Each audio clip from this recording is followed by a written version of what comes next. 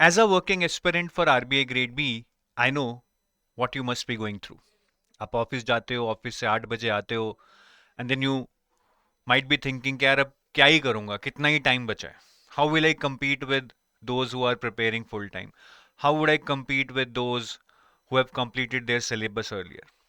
So if you also get these kind of thoughts, this video is for you. इस video में हम working aspirants के angle से ही देखेंगे कि कैसे वो कम टाइम को भी बेहतर तरीके से यूज कर सकते हैं, प्रॉपर उसको एक स्ट्रैटेजी से कम टाइम में भी एग्जाम को क्लियर कर सकते हैं. आगे जाने से पहले I would like to tell you about a free guide book. अगर आप आरबीआई में नए हैं, आरबीआई के बारे में बहुत सारी इन्फॉर्मेशन इधर उधर देख रहे हैं, and then this guide book can be a single source. एक ही जगह से सब कुछ पता लग जाएगा. Promotions, hierarchy, salary, department, RBI offices, और तैयारी के पर्सपेक्टिव से आपको इस गाइड बुक में डिकोडेड सिलेबस मिल जाएगा, डिटेल्ड पीवाईक्यूज मिल जाएंगी विद सोल्यूशन विद एनालिसिस, और free sources, credible free sources जो आप अपनी सेल्फ प्रिपरेशन में यूज कर सकते हैं, उनकी लिस्ट भी मिल जाएगी. And the good thing is that you can download this guide book at zero cost. The link is given in the description of this video. उस लिंक पर क्लिक कीजिए, बिल्कुल फ्री इसको डाउनलोड कर कर आज ही पढ़िए. It would be a good value add in your preparation. अब वर्किंग एस्पिरेंट्स की क्या स्ट्रैटेजी होनी चाहिए? देखिए, सबसे पहले तो मेरे हिसाब से ये एक मिथ है जो मैं क्लियर करना चाहता हूँ. मिथ क्या है? That what is my biggest problem? My biggest problem is time. This is most of the working aspirants think. Now, it's not something that I'm saying is wrong, but I think the biggest problem is not time. Though time is a problem, rather the biggest problem is focus. The biggest problem is focus. Even if you study 5 hours, I know managing 5 hours can also be very difficult, but even if you study 5 hours, you can have far greater output and better preparation than someone who is studying 10 hours but is not studying properly or with the right strategy. ये 5 घंटे आपको शायद सिर्फ 5 घंटे लग रहे हो, but ये बहुत ज़्यादा टाइम है. अगर मैं फेज़ 1 के लिए भी देखूँ, ये मोर देन 30 days लेफ्ट. फिर फेज़ 2 के अलग से 50 days हैं. So this 50 plus 30, 80. 80 into 5, you have 400 hours of focus study. बाकी वीकेंड्स पे obviously you will be putting lot of effort. अगर मैं जो भी 6 वीकेंड हैं 12 दिन और लगा लूँ, तो 12 इंटू 5 5 घंटे 60 घंटे एक्स्ट्रा लगा लूँ. So approximately 450 hours I know you can manage.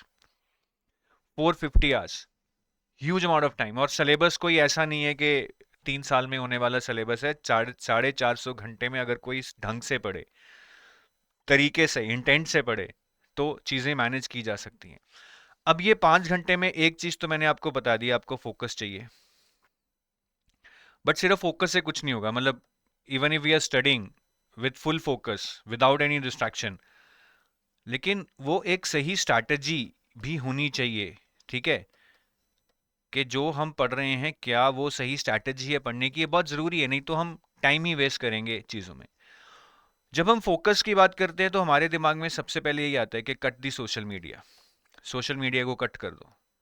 ठीक है, ये तो शायद बहुत आसान है, आप लोगों ने कट कर भी दिया होगा, और नहीं किया है तो फिर you are to blame yourself. But इसके अलावा भी बहुत चीज़ें हैं जो हमारे फोकस को ख़राब करती हैं, and you need to overcome them. First one is fear. Fear of failure. Fear of failure जब दिमाग में घूमता रहता है, आप जितना मर्जी सोशल मीडिया को डिस्ट्रैक्ट कर दो. सोशल मीडिया तो मतलब सोशल मीडिया को जितना मर्जी कट आउट कर लो, सोशल मीडिया तो एक्सटर्नल डिस्ट्रैक्शन है. आपके दिमाग में जो डिस्ट्रैक्शन है, आपके फियर्स, कि मेरा होगा या नहीं होगा, क्या मेरा एफर्ट वेस्ट तो नहीं चला जाएगा, मैं तैयारी करूं भी या ना करूं, उससे आप कभी मतलब फाइट ही नहीं कर पाओगे. जब तक वो आपकी दिमाग में चीजें रहेंगी, आप अपना फोकस कभी जमा नहीं पाओगे. तो फियर तो एक चीज है जिसको आपको हराना है, किसी भी हालत में हराना है. और दूसरी चीज जो हमारा फोकस खराब करती है, मतलब रैंडम स्टडी. रैंडम स्टडी क्या होती है? मतलब रैंडम सोर्सेज से हम पढ़ रहे हैं, स्ट्रक्चर्ड वे में हम नहीं पढ़ रहे हैं. अब कहीं यूट्यूब चैनल कोई खोल लिया, फिर दूसरा चैप्टर किसी और यूट्यूब चैनल से कर लिया, फिर कोई नोट्स टेलीग्राम पे मिले वो पढ़ने लग गए, फिर किसी ने फेसबुक पे कुछ मैसेंजर पे भेज दिया वो पढ़ने लग गए. तो ये रैंडम सोर्सेज से फोकस खराब होता है, because we are most of the times trying to find and search sources here and there, और उसमें बहुत सारे और डिस्ट्रैक्शंस आ जाते हैं। तो फोकस को अगर आपने जमाना है तो सोशल मीडिया को तो कट आउट करो ही करो, साथ में अपने फियर्स के ऊपर जीत पाओ और एक स्ट्रक्चर्ड वे में तैयारी करने की सोचो। So your sources should be very structured. Strategy की बात करें तो इसमें मेरे हिसाब से 3 पॉइंट आते हैं जो आपको समझने पड़ेंगे। The first one is need based. समझाऊंगा मैं सारे। दूसरा is relevant, and third is my strengths and weaknesses. So if I talk about first point need based, देखिए अल्टीमेटली फेज वन की जैसे आप तैयारी कर रहे हैं तो क्वालिफाइंग ना, कई लोगों को क्वालिफाई करने में ही बहुत हिम्मत मेहनत सब लगेगी, बट काफी लोगों का एक नेचुरल एप्टीट्यूड होता है। अब क्वांट में आपको 9 नंबर चाहिए, ठीक है, क्वांट में आपको 9 नंबर चाहिए। अगर आपका क्वांट ठीक ठाक है, आपको ज्यादा पढ़ने की जरूरत नहीं है। मतलब इफ यू फील कि हाँ मैं 6-7 नंबर तो बिना पढ़े ही ले आऊंगा, you need to study some more chapters और do some more practice up to a limited extent. आपको कोई 15-20 नंबर टारगेट नहीं करने हैं, तो हमेशा नीड बेस्ड करो, जितनी नीड है। अगर यही मेरिट बेस्ड होता कि मुझे 25 नंबर आएंगे ज्यादा तो मैं दूसरों को बीट कर दूंगा, तो ज्यादा पढ़ते हम। तो नीड बेस्ड पढ़ो, ठीक है।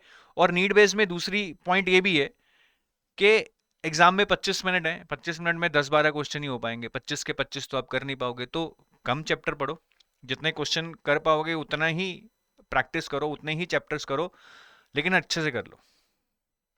तो कितने क्वेश्चंस आप कर सकते हो और उसके अकॉर्डिंग कितने का आपको मार्क्स चाहिए और क्या आपका अभी करंट सिचुएशन है, उस सबको आप देखकर अपनी तैयारी करो। ऐसे ही मत पढ़ो रैंडम कि क्वांट आता है लेकिन फिर भी पढ़े जा रहे हैं क्योंकि क्वांट सर ने बोला है या फ्रेंड ने बोला है कि पढ़ना है। दूसरा रेलेवेंट पढ़ो। रेलेवेंट में अब आपने, ठीक है, आपको लगा कि मेरा क्वांट वीक है, मैं पढ़ लेता हूँ, मुझे 9 नंबर लाने के लिए भी बहुत मेहनत करनी पड़ेगी, ठीक है, गुड, आप पढ़ो, उसको बिल्कुल पढ़ो।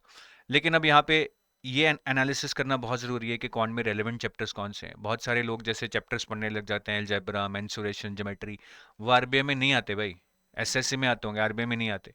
तो हमेशा रेलेवेंट चीज़ पढ़ो अगर उसकी ज़रूरत है तो, ठीक है, ज़रूरत है तो पढ़ो और फिर रेलेवेंट पढ़ो और स्ट्रेंथ एंड वीकनेस को काउंट में लेके पढ़ो। अब मुझे पता है कि मुझे, ठीक है, 10 चैप्टर पढ़ने हैं क्योंकि मेरा क्वांट वीक है, मुझे 10 के 10 नहीं आते हैं, लेकिन उसमें से भी कुछ होगा ना यार, 3-4 चैप्टर अच्छे हैं, पहले अपनी स्ट्रेंथ को और श्योर कर लो कि यहाँ से मेरे नंबर नहीं गए, पहले उन 4 चैप्टर्स को करो। फिर उन 10 में से लगा यार ये 3 मेरे बहुत वीक है, इनको एंड में करो। आई नो वीकनेस पे पहले काम करना चाहिए, बट आरबीआई जैसे एग्जाम में जहाँ एक लिमिटेड स्कोर लेकर भी कट ऑफ क्लियर की जा सकती है, पहले अपनी स्ट्रेंथ्स को इंश्योर करना चाहिए, ठीक है। तो ये तो हमारा बेसिक हो गया कि हमें बेसिक क्या क्या करना है। अब अगर मैं एक मतलब टाइम टेबल सा बनाऊं, रफ सा, डेली का, टाइम तो आपके पास होता नहीं लेकिन निकालना तो पड़ेगा। वी हैव 24 आवर्स, इसको हम 36 घंटे तो नहीं बना सकते, टाइम तो 24 आवर्स ही रहेगा। अब आपको मॉर्निंग में एक स्लॉट आपको 6 to 8 लेना है, इवनिंग में एक स्लॉट आपको 8 to 10 लेना है। ये आपको करना ही पड़ेगा भाई, ठीक है, जितने मर्जी थके आ रहे हो जैसे भी है, करना ही पड़ेगा। ये 2-2 घंटे के हमें स्लॉट्स लेने हैं। इसमें से मैं बोलूंगा क्योंकि मॉर्निंग में ज़्यादा फ्रेश हो तो क्वांट रीजनिंग कर लो, इवनिंग में थोड़ा सा लाइट काम कर लो। हालांकि करंट अफेयर्स भी बहुत मुश्किल होते हैं, they are very vast, but still उसमें उतना फोकस नहीं चाहिए जितना क्वांट रीजनिंग में चाहिए। और दोपहर को जब आप ऑफिस में हो या ट्रैवल कर रहे हो, ठीक है, मतलब 1 से 2 और शायद 6 से 7 जब आप ट्रैवल कर रहे हो, यहाँ पे 30 मिनट्स के एक एक स्लॉट निकालो, यहाँ पे लंच टाइम में और ट्रैवल में, जैसे भी आप मैनेज कर सकते हो यार, टी ब्रेक्स में 30-30 मिनट्स के 2 स्लॉट निकालो, तो 2 घंटे हमारे यहाँ हो गए, 2 यहाँ हो गए, 1 घंटा टोटल हमारा यहाँ हो गया। क्योंकि ये छोटे स्लॉट्स हैं, आप इसमें ज़्यादा फोकस स्टडी नहीं कर पाओगे, बट इसमें आप रिवाइज करो और एमसीक्यूज प्रैक्टिस करो। मॉक टेस्ट नहीं देना, मॉक टेस्ट के लिए बहुत फोकस चाहिए, सेक्शनल टेस्ट नहीं देना, बस क्वेश्चंस प्रैक्टिस कर लो, करंट अफेयर्स के कर लो या क्वांट के 5 क्वेश्चन कर लो, रिवीजन कर लो, करंट अफेयर्स की रिवीजन तो कर सकते हो। तो ये एक मोटा मोटा टाइम टेबल आपको बनाना है, ठीक है। और इसको करने में बहुत मुश्किल आएगी, मुझे पता है, आसान नहीं है। खास करके इवनिंग में जब हम आते हैं ना, वी आर वेरी टायर्ड, मन नहीं करता पढ़ने का, एक बार यही मन करेगा कि छोड़ दो। बट यहाँ पे मैं यही सजेस्ट करूंगा कि यार टायर्ड हो तो कुछ नहीं, आओ टेक अ स्लीप नैप, हम जिसको बोलते हैं, सो मत जाना कहीं, सुबह उठो और 1 आवर और 1 आवर और 30 मिनट्स। अपनी लाइट्स वाइट्स बंद कर दो सारी, फ़ोन स्विच ऑफ कर दो, 1 घंटा सो, अलार्म लगा लो। 30 मिनट्स की नैप भी कई लोगों को काफ़ी होती है। ये भले ही 8 बजे की जगह 9 बजे शुरू कर लो, कोई दिक्कत नहीं है यार। 9 से 10:30 11 पढ़ लो, बट फ्रेश होके पढ़ना है। तो ये नैप से ना हम काफ़ी फ्रेश हो जाते हैं, not only physically but mentally भी। हमारे दिमाग में जो काफ़ी चीज़ें चल रही होती हैं ना ऑफिस की, वो ख़त्म हो जाती हैं। फिर नैप के बाद हमें पता लगता है कि अब मेरा टारगेट आरबीआई है, बस आरबीआई पे फोकस करना है। और बेस्ट टाइम आपका वीकेंड्स रहेगा, बट हम सारी चीज़ें वीकेंड्स पे नहीं छोड़ सकते, क्योंकि weekends alone would not be sufficient. Weekends पे हम क्या करेंगे? वीकेंड्स पे ऑब्वियसली हम डीप स्टडी तो करेंगे ही। तो जो भी आपको मुश्किल लगता है या आपका पीछे चल रहा है वो आप वीकेंड्स पे करेंगे, कि weekends will be the best time to revise things. आप डेली भी रिवाइज कर रहे हो, लेकिन वीकेंड्स पे आपको और ज़्यादा रिवीजन करनी पड़ेगी। करंट अफेयर्स की रिवीजन बहुत बहुत ज़रूरी है, और वीकेंड्स पे ही आप sectional test and mock test दे पाओगे। तो शुरू के वीकेंड्स पे सिर्फ सेक्शनल टेस्ट दो, because you would have not covered your syllabus, there is no point in giving mock test. But last के I think 3 weekends you can maybe focus on mock test. ज़्यादा weekend वैसे बचे नहीं है, 4 ही weekend हैं, ठीक है, पर लास्ट के 3 वीकेंड्स तो मॉक टेस्ट देने ही पड़ेंगे एक एक तो, और साथ में सेक्शनल टेस्ट भी दे लेना। तो ये एक मोटा मोटा एक स्ट्रैटेजी हो सकती है, ठीक है। बाकी आई know you might B demotivated at the end of the day, इतना स्ट्रगल करके ये भी श्योरिटी नहीं है कि एग्ज़ाम होगा या नहीं। देखो यार, competing with somebody who is not working is not something you should be thinking about at this point in time, ठीक है। आपकी स्ट्रेंथ टाइम नहीं है, आपकी स्ट्रेंथ क्या बनने वाली है? आपकी स्ट्रेंथ बनने वाली है आपका डिसिप्लिन। जॉब में रह के यार थोड़ा सा डिसिप्लिन तो हम हो ही जाते हैं ना। जो किसने कभी जॉब ही नहीं की है वो थोड़ा सा लेजी लिथार्जिक तो रहता है। तो डिसिप्लिन इज योर स्ट्रेंथ। और दूसरा मेरे हिसाब से your ability to handle pressure. Job में प्रेशर तो सभी झेलना सीख ही जाते हैं, and this ability to handle pressure is your biggest asset, because when you would be sitting in the exam ना, जो वो प्रेशर आ रहा होगा, जो वो एंग्जाइटी हो रही होगी, वो आप पहले ही थोड़ी बहुत झेल चुके हो। आपको यहाँ पे बहुत ज़्यादा एज मिल सकता है edge compared to somebody who has not experienced it. So time की कमी है, डिसिप्लिन से उसको काउंटर करो, फोकस से उसको काउंटर करो, राइट स्ट्रैटेजी से उसको काउंटर करो। और जो आपका प्रेशर है ना, जो अंदर आपके एक प्रेशर बिल्डअप हो रहा है, उसको यूज़ करो, उसको चैनलाइज करो, और वो प्रेशर हैंडल करने की एबिलिटी को एग्जाम में आप यूज़ में लाओ।